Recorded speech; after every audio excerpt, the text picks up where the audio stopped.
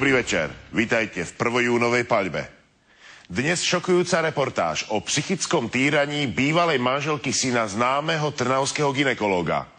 A vrátime sa ku kauze neuveriteľného, niekoľkoročného prenasledovania jednej slovenskej novinárky kvôli kritickej básničke. Týraná vlastne zo strany môjho bývalého manžela. Ide o syna známeho trnavského gynekológa. To sú problémy môjho syna. Vplyvné meno, podpora úradov. Písomnou formou. Na kameru nepôjdem. Ako by sa niekto účelovo snažil za každú cenu v tej veci dosiahnuť opätovné trestné stíhanie. Mafia v talároch a bohatí a mocní stredného považia pritvrdili. Zistili, že lepšie je fyzicky sa o mňa postarať. Možné povedať viac momentálne? Nie. Strieľanie, útoky na deti, pokus o únos a fyzická likvidácia.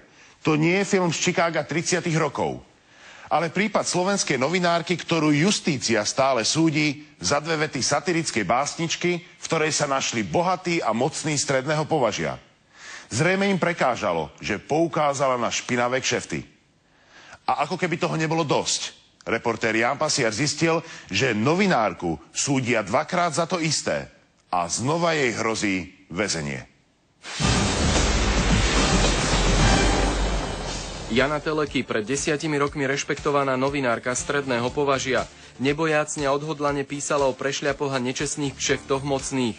Dnes je to len zničená žena bojujúca s onkologickým ochorením a najmä s ľuďmi, ktorých známosti a konexie ju majú dostať protiprávne za mreže. Pred 10 rokmi napísala Jana Teleky satirickú básničku. Poslanci nevládnu, vládne nám primátor a objekty, pozemky čachruje bez starostí, chudákom bude kto úradu, po ňom sa zhostí. V týchto dvoch vetách sa mal nájsť bývalý primátor Považskej Bystrice inžinier Lackovič, jeho sestra doktorka Loduhová, vtedy sudkyňa okresného súdu v Považskej, dnes už jeho predsedníčka a jej manžel doktor Loduha. Vtedy pôsobil ako právny zástupca mesta. A možno bola básnička len zástierka za ostré a dôkazne podložené články, v ktorých týchto ľudí Jana Teleky usvedčila z najrôznejších nezákonností. Moje články hovorili o nezákonných prevodoch majetku na súkromné osoby blízke teda primátorovi mesta. Poukazovali na trestnú činnosť prokurátora a ďalších, ktorí ošetrovali trestnú činnosť tak, aby ju nebolo možné vyšetriť. Pri našich opakovaných návštevách Považskej Bystrice sme šťastie na inžiniera Ľubomíra Lackoviča nemali. Chceli sme mu ponúknuť priestor vystúpiť v tejto reportáži. Dokonca sme ho nezastihli ani na viacerých adresách, ktoré sme mali k dispozícii, ani na tejto domácej, na ktorej sa zdržiava najčastejšie. A telefónne čísla naňho sú žiaľ utajené. Na prianie zákazníka nemá uvedené telefónne číslo na pevnej linky. V sieti T-Mobile nenachádzam kontakt, ani v sieti Orange. Viac šťastia sme mali s jeho sestrou, doktorkou Loduhovou. Môžete sa k tomu vyjadriť? Ja to nebudem komentovať, pán Pasiar. Zbytočne mi kladiete tie otázky. A v súčasnosti sme sa už nikomu z nich nedokázali dovolať. No, ale tu sa dovolať, tak to bude asi problém.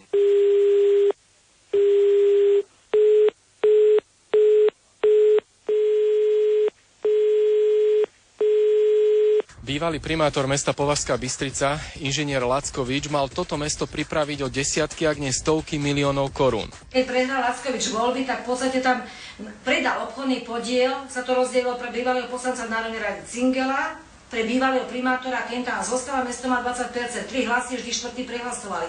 Takže my ani nevieme, za koľko to teraz predali. Počúvame, my sme to predali podľa ceny znaleckého posudku za 27 miliónov korún, polby to predal. A možno to predali, počúvame, že za 400 miliónov. Ak sa vám dohromady niekde dajú prokurátor, sudca, policajt, tak máte začarovaný kruh, z ktorého naozaj neviete vyjsť. A Jana Teleky z neho nevyšla už 10 rokov. Keďže pri dokazovaní svojej neviny, že nikoho neohovorila, odhalila svojimi výpovediami a dôkazmi aj inú trestnú činnosť ďalších ľudí v talároch a dodnes preto bojuje za svoju nevinu. Aj keď to na začiatku vyzeralo, že všetko skončí hladko a zákony budú platiť pre všetkých, nestalo sa tak doteraz. V roku 1999 ju vyšetrovateľ Gaduš obvinil za ohováranie a útok na verejného činiteľa. Obvinenia poťarchou dôkazov vyšetrovateľ ešte v tom istom roku zrušil v celom rozsahu.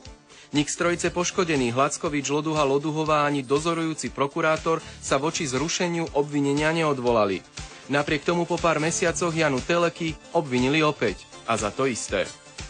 Som sa od manžela dozvedela, že som opäť obvinená za satíru.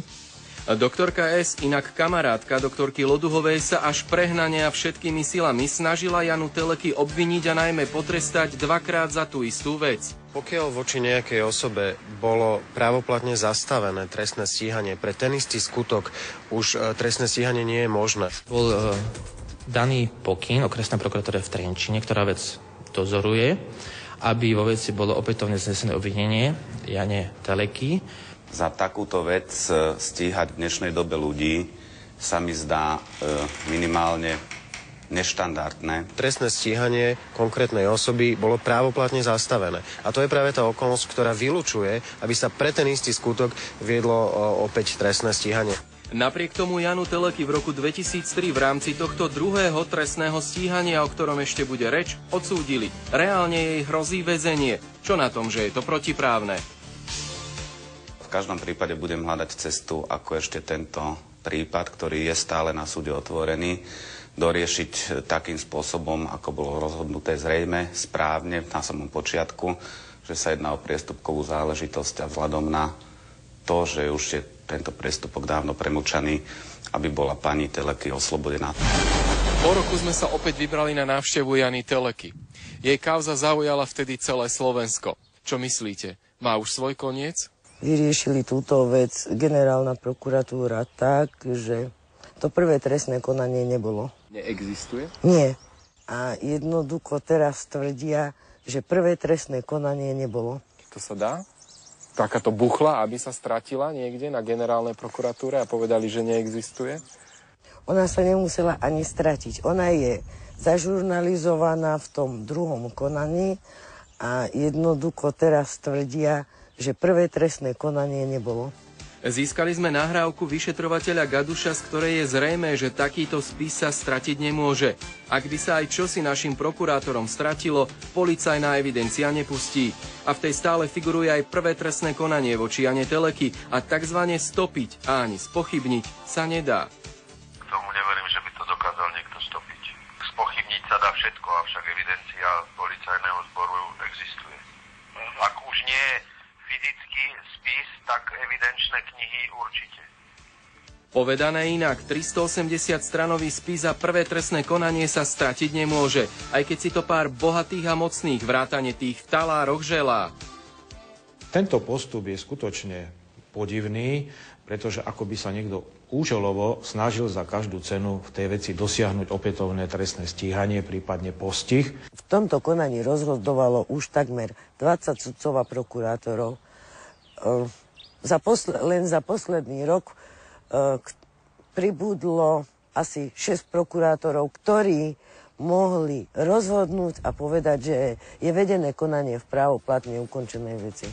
Zároveň je zrejmé, že určití ľudia z najrôznejších justičných orgánov, ktorí tento prípad riešia, nekonajú v súlade so zákonom. Tuto hraničí snáď až s neznalosťou zákona alebo s neznalosťou ústavy. Generálna prokuratúra sa k veci nebude vyjadrovať, pretože veci je v súčasnosti na Najvyššom súde Slovenskej republiky. Keďže pre generálneho prokurátora je predsa pohodlnejšie nerýpať sa do toho a nevyvodiť trestnú zodpovednosť voči podriadeným, tak je lepšie odsúdiť mňa. Je potrebné iniciovať preverenie, prešetrenie takéhoto porušenia. Vyjadríme sa, až keď rozhodne o veci Najvyšší súd. Zostáva len veriť, že sudcovia Najvyššieho súdu si všimnú aj strany spisu číslo 717 a 718. Z nich je zrejmé, že dozorujúci prokurátor a sudca vyvíjali nátlak na policajtov, len aby Janu Teleky obvinili aj druhýkrát v tej istej veci. Zvláštne, že si nikto nevšimol takéto vážne zneužitie právomoci verejného činiteľa. Ministerstvo spravodlivosti nemá vyšetrovacie právomoci, ani nemá právo dohliadať nad postupom prokuratúry či polície. Samozrejme, môže to byť postih len disciplinárny, ale ja nevylučujem, že by mohol v teoretickej rovine nastúpiť aj postih za spáchanie trestného činu zneužitia právomoci verejného činiteľa. Jana Teleky však od roku 2003 bojuje nielen papierovo a právne, ale doslova aj fyzicky o prežitie. Prvý telefón bol tak asi v tom duchu, že keď s tým neprestaneme, tak prídem o deti. Mi uvoľnili kolesa na aute. Keď som dala trestné oznámenie, že do mňa niekto strieľal, tak to bolo vyhodnotené, že som sa motala tam, kde som nemala byť. Mám za to, že tento prípad by sme mali otvoriť ešte naplno z centrálnej úrovne, naozaj preveriť tie fakty, tak aby sa konečne po nejakých rokoch niečo poriadne uzatvorilo. Vydám príslušný pokyn, aby sa opätovne tieto veci otvorili. Kauza Jany Teleky je tak závažná, že sa o ňu začala zaujímať aj Slovenská informačná služba a jej pracovníci už niekoľkokrát zachránili Janu Teleky pred fyzickou likvidáciou. Vždy boli dobre informovaní a vždy ju dokázali včas varovať. Aj naposledy, keď ju chcel niekto uniesť.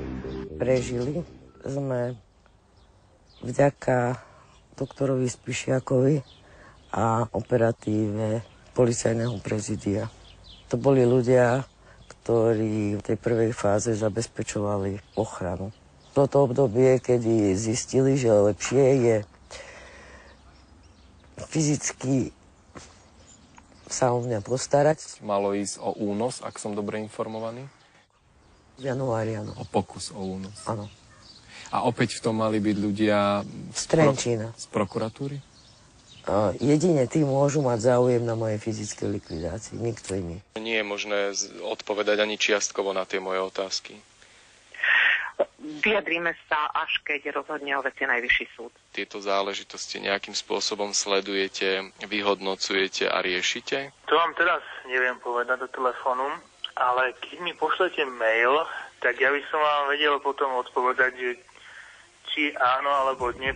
Nakoniec sme sa dozvedeli len to, že Slovenská informačná služba nebude na naše otázky odpovedať. Podobne na otázku s vyjadrením sa k plánovanému únosu zareagoval prezident policajného zboru. Vraj nemáme o čom hovoriť. Aj na krajskom riaditeľstve v Nitre sme sa neoficiálne dozvedeli, že o tom síce vedia, ale oficiálne stanovisko je diametrálne odlišné. V súvislosti s touto vecou nebolo na polícii podané doposiaľ žiadne trestné oznámenie. Môžeme povedať viac momentálne? Nie.